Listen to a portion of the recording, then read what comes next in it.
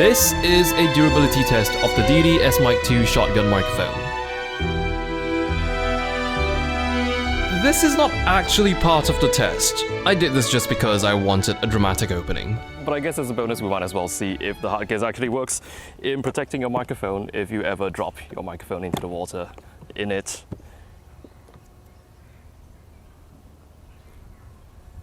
Okay, that looks fine to me. That looks fine to me. Would have been very inconvenient if it wasn't. These tests that I'm about to put the microphone through, I've designed them to replicate possible accidents that might actually happen to your mic on set if you're really not careful. And I will be putting the mic through 5 unfortunate incidents and in escalating intensity, so hopefully that way we will be able to find the breaking point of this microphone.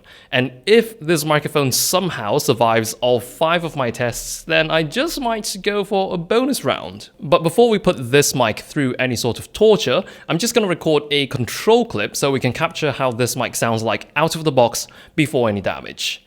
This is the Deity S-Mic 2 pre-abuse, and Z is a horrible person because he's willing to trash a $360 microphone for a YouTube video, but let's just say he's doing it for science.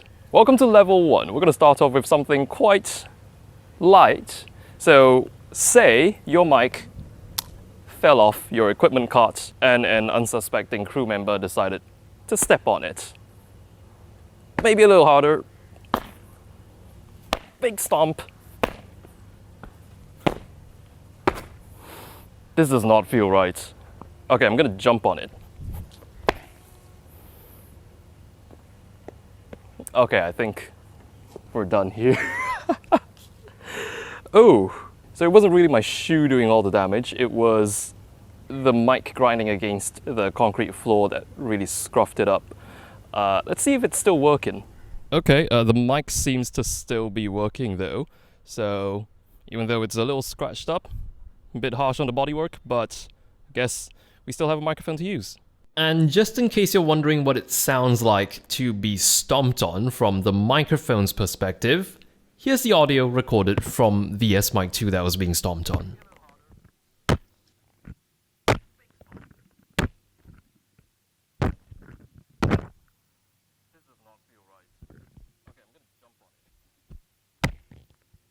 Welcome to level 2, and I've got the mic up on a stand so you can kind of guess what's about to happen here. And just before we go ahead and do what we think is about to happen, I'm just going to add that while we're doing all this, the mic is on and recording into the HDTX. That's how we get the POV sounds of the microphone being potentially killed. But anyway, say you leave your microphone on a boom pole, it's extended roughly my height, and you lean it up against the wall, and it begins to tip over. Oosh! That's not going to roll well on set. Okay, there is definitely some damage to the front.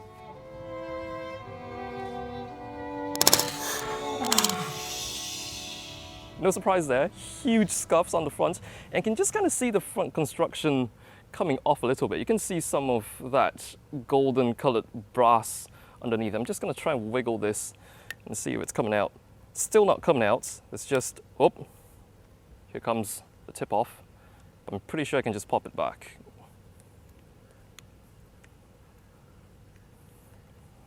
Good as new? Question mark. Let's see if there's still sound coming out of the microphone. Testing 1, 2, 3, and it still appears to be working just fine and sounding quite spectacular actually. Surprise, surprise! And this is what your recording would sound like if you sent your mic straight into the ground. Level 3 is the rain test. And the thing about doing these tests in Malaysia is the fact that it rains when you don't want it to, and when you want to do a rain test, it never rains. So we've got a garden hose. I just splashed on myself. Say you're doing a shoot outside and it begins raining and you have a relatively slow crew, so they leave it in the rain for about a full minute. So we're going to sprinkle this garden hose onto this for a full minute and see if it survives this. This might be the breaking point of the microphone, not too sure. Let's see. Let me get the water running.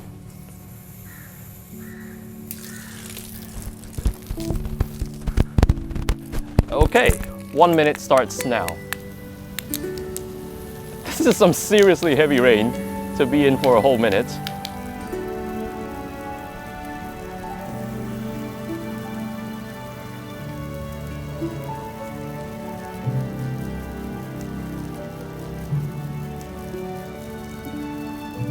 Ten, 9, 8, 7, 6, 5, 4, 3, 2, 1. Okay, water off.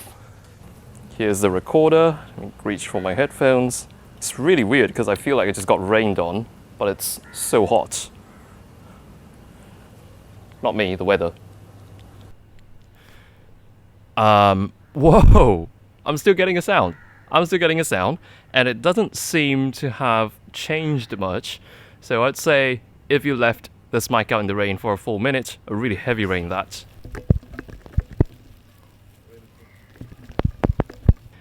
it's still kicking. Very, very surprised at this point. So while the S-Mic is quite literally dripping wet right now, it's only appropriate for us to move on to the heat test. Right now it's about 6 inches away from a 1K tungsten Fresnel light. If you've ever been anywhere near one of these things, you would know just exactly how hot they are. But in case you were born in the age of LEDs, these things are really, really, really hot. So like if you touch them, you burn your finger. Kind of hot. Like if you drip water on them, they go kind of hot. I think you get the idea.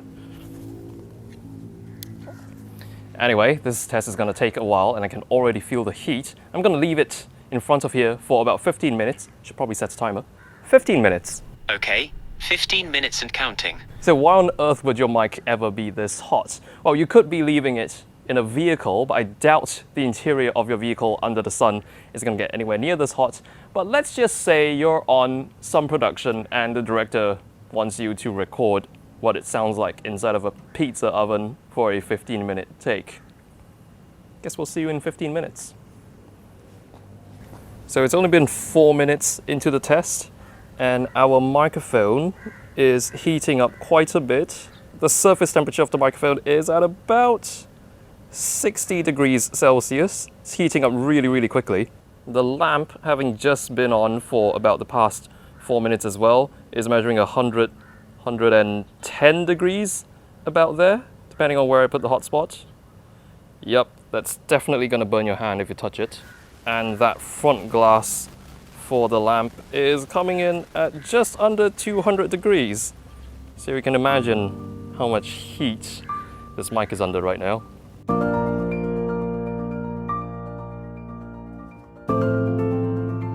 "20 seconds left and the mic seems to be coming in at about 90 degrees. Would not want to touch that mic.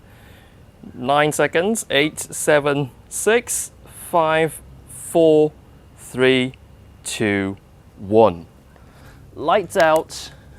Now let's plug in some earphones and see if this mic is still kicking. And it would seem that it is still perfectly functional. Not sure if the sound signature has changed much. It's a bit hard to tell when we're out here. Again, very impressive to listen through a mic that's sort of burning up at 80 degrees Celsius. The S-Mic 2 is a pretty hot mic, quite literally in this sense. Well, the mic is still hot. Since that wasn't enough to kill the microphone, let's head down this way. Let's cool this microphone off a bit, shall we? Say you just so happen to be shooting beside a lake, or you're in a boat, and your sound guy was a little careless and did this.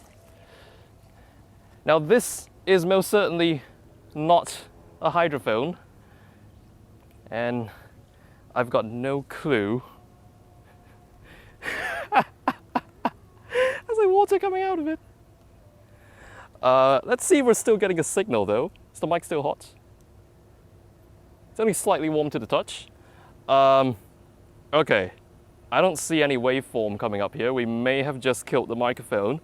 Bear in mind, this is a condenser mic, so it's taking 48 volts phantom power, and I don't think power and audio mix very well. But just out of curiosity, I'm gonna plug in a pair of earbuds so I can find out what this sounds like, or if it sounds like anything at all. I'm getting absolutely nothing. I think we may have just killed the microphone. So it takes a full immersion to kill it. You know what? I'm gonna give this microphone a chance. I'm gonna power it down and I'll leave it to dry for a full day and let's see if there's hope. Plug this. There's like water coming out of the microphone. The water just keeps coming out whenever I shake it. Oh boy. While waiting for that to dry, here's what the mic hears as it's getting dunked.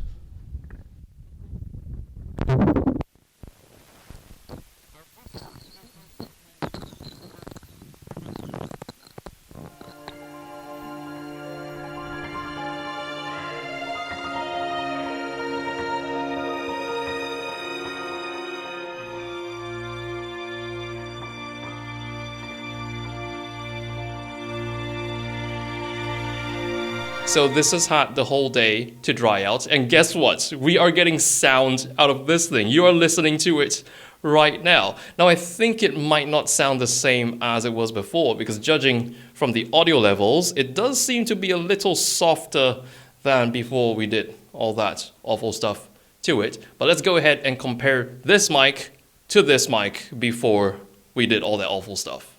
This is the Deity S-Mic 2. Pre-abuse, and Z is a horrible person because he's willing to trash a $360 microphone for a YouTube video, but let's just say he's doing it for science.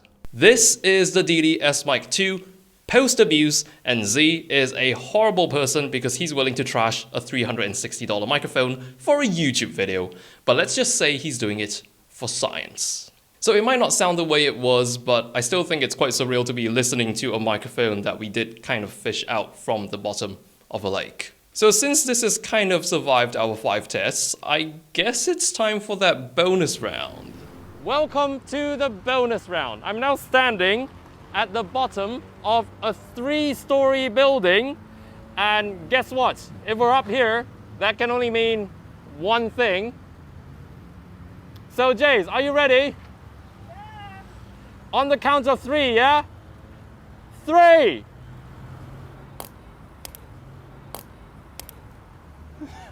I said on the count of 3! It's 3-1! That was 3-1! Technically we said 3, yeah, okay. Well, here's the mic.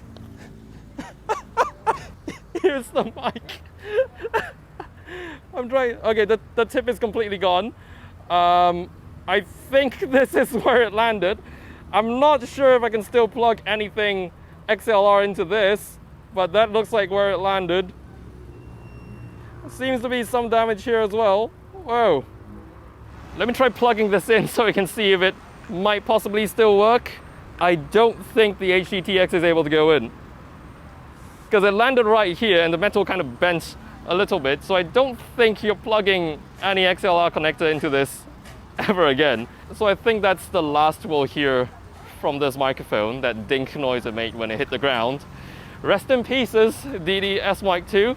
But hold that thought for a moment, because we did this. So we're trying to remove some of the bent bits of this whatever material they made the microphone out of, in hopes of maybe sticking an XLR connector back in there.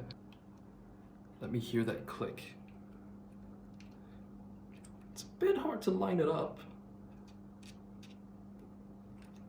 I need 2 hands for this. I think with a bit of brute force. Okay, we did kind of completely snap off the locking bits, so it's no longer a locking XLR jack. Are we getting a waveform? Yes, we are. Let's hit record. And we are actually getting a signal. I'm gonna record this, and this is what the HDTX that fell off a 3-story building sounds like, and with a completely annihilated XLR connector that we completely snapped off to make way for the XLR cable. This mic is still alive. Holy crap. So hopefully this durability test is able to give you a rough idea of how durable these shotgun mics actually are. Now I cannot guarantee that you will get the exact same results for every single shotgun mic out there in the market, but as far as the Deity S-Mic 2 is concerned, I'd say it's pretty durable as long as you don't drop it off a 3-story building.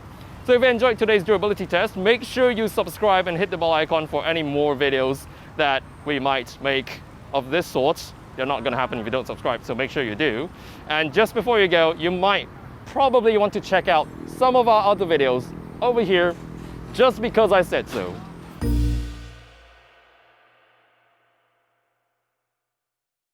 Actually, one of the easiest ways you can damage one of these things is with this, some blue tack. Take a wad of it and then stick it and rip. There we go. Itty.